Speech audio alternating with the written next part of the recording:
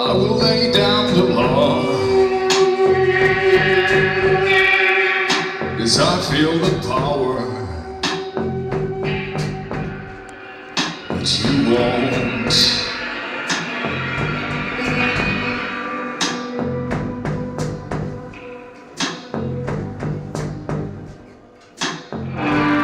Well, I grew up in Florida, and I began my musical career in Florida, in Gainesville specifically, home of Tom Petty, rest in peace.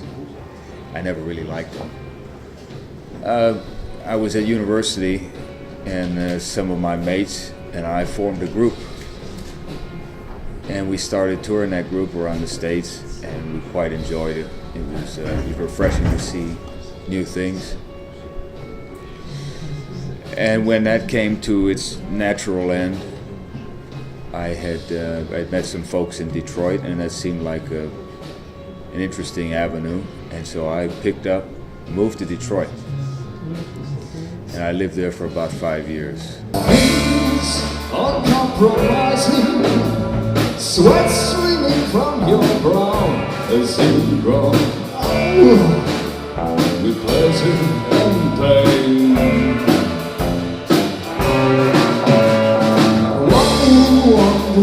You can't keep it up. A strong day you followed by tears almost. Oh God, you suck. But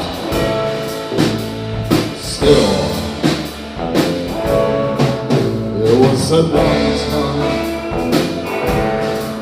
There was a long time. Oh yeah. There was a long time.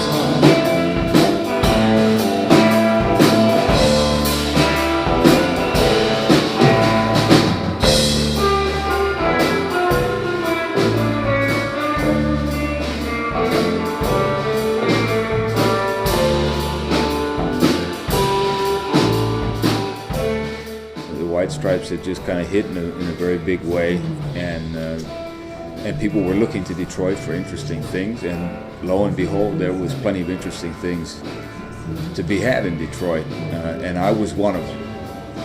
And on any given night of the week, there was plenty of great shows, amazing spaces, great groups, and it lasted a good few years.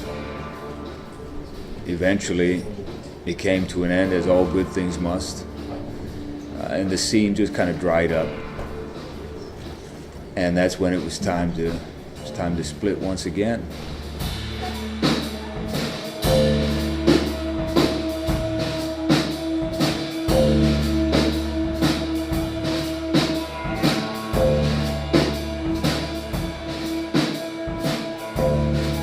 Listen, I know what's scaring you. Be a cop anymore. I can do something different with my life. Something clean.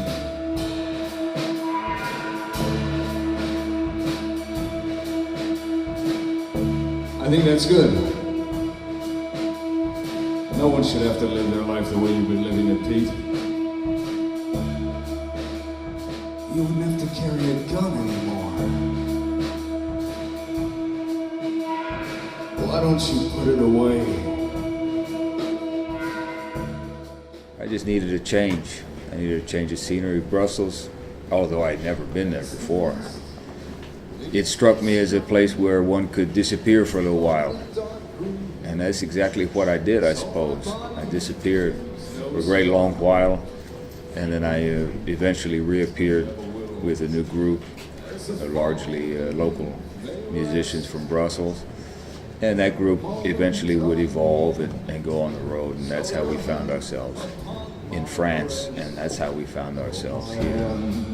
Upon your hair, true love leaves no traces. When you and I are one,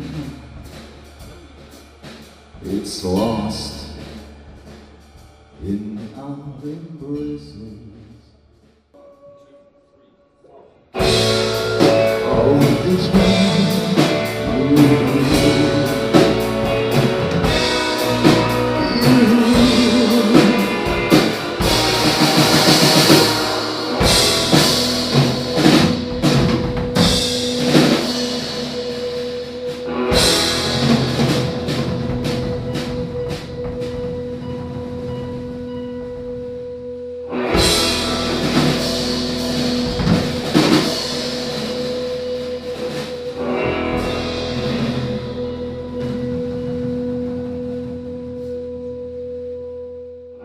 there's something about,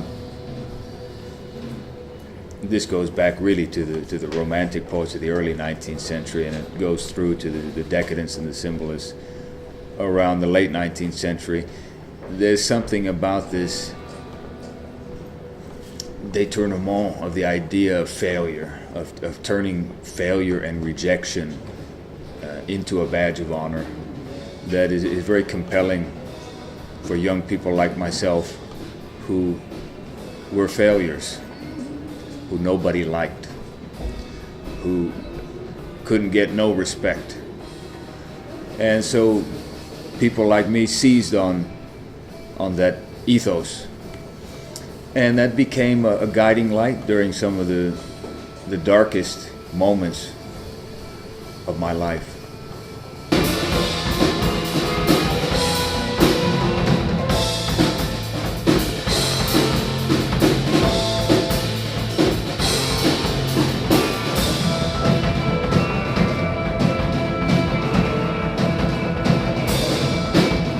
I guess the group has always been a little bit vagabondy, and this is just a function of necessity. I mean, we can't really afford to go into a studio, so we would just record at our friends' houses when we would have a day off on the road, and that just seemed like a kind of cheap way to occupy a day off.